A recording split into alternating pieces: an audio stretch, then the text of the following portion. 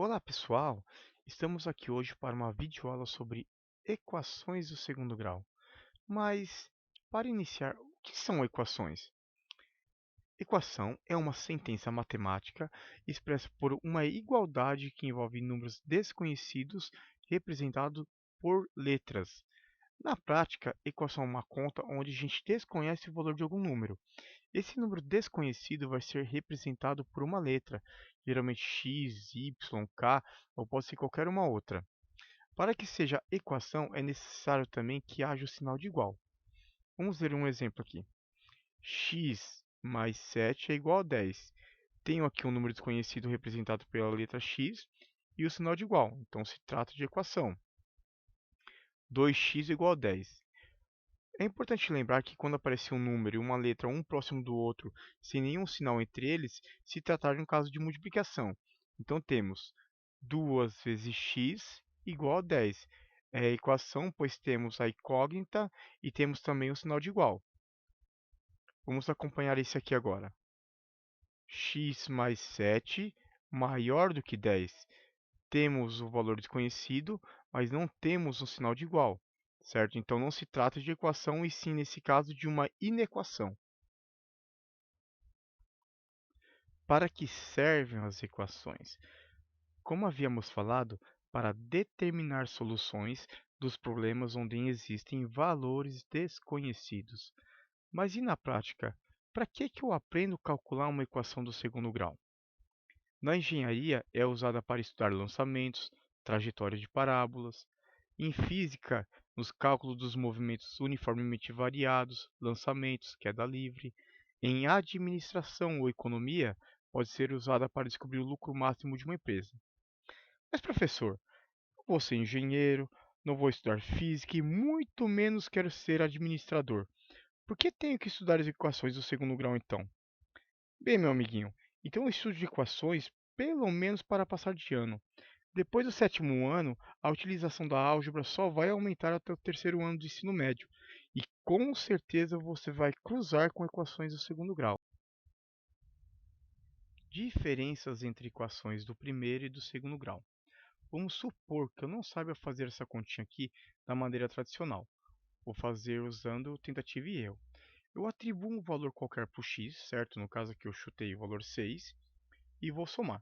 6 mais 2 é igual a 8, que é diferente de 10. Então eu sei que o valor que eu atribuí foi pouco, então tenho que aumentá-lo. Aumentei um pouquinho ali, tenho 8 mais 2 é igual a 10. Então o valor da minha incógnita era 8. Agora fazendo da maneira tradicional, usando a operação inversa. Como é? Esse 2 aqui está somando com o x, ele vai passar para o outro lado fazendo a operação inversa. Ou seja, o contrário do mais 2 seria então menos 2.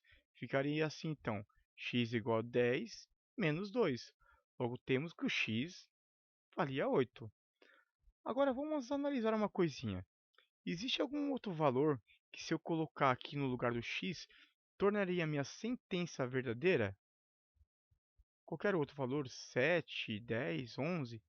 Não, apenas o 8 satisfaria a minha equação. Só o 8 faria a minha sentença se tornar verdadeira. Vamos analisar agora a seguinte equação: x elevado ao quadrado igual a 9. Temos então um número que, multiplicado por ele mesmo, é igual a 9. Então podemos colocar aqui mais 3 vezes mais 3. Na multiplicação, mais com mais igual a mais, sinais iguais, mais 3 vezes 3, 9. Só que nessa equação a gente pode fazer o seguinte também. Podemos ter aqui menos 3 vezes menos 3. Sinais iguais, mais 3 vezes 3, 9. Ou seja, nessa equação nós temos duas respostas, temos duas raízes que tornam a minha equação verdadeira, certo? Ou seja, nas equações do segundo grau, nós podemos ter duas raízes, podemos ter uma raiz, ou encontraremos também equações sem nenhuma resposta, sem nenhuma raiz, certo? E como que eu sei se uma equação é ou não do segundo grau? Pelo expoente. Se o expoente aqui do meu x for 2, será uma equação do segundo grau. Se o expoente for 3, equação do terceiro grau. Equação do quarto grau, expoente 4, e assim por diante. Alguns tipos de equações do segundo grau. X ao quadrado igual a zero, x ao quadrado mais 3 igual a zero, x ao quadrado mais 3x igual a zero, x ao quadrado mais 3x mais 3 igual a zero. Essas três primeiras eu vou chamá-las de equações incompletas, e essa última aqui de equação completa do segundo grau. Uma equação completa é toda equação que pode ser escrita da forma geral: ax ao quadrado mais bx mais c igual a zero, onde a, b e c vão ser os meus coeficientes da minha equação, vão ser números. Outro detalhe, o a ele tem que ser diferente de zero.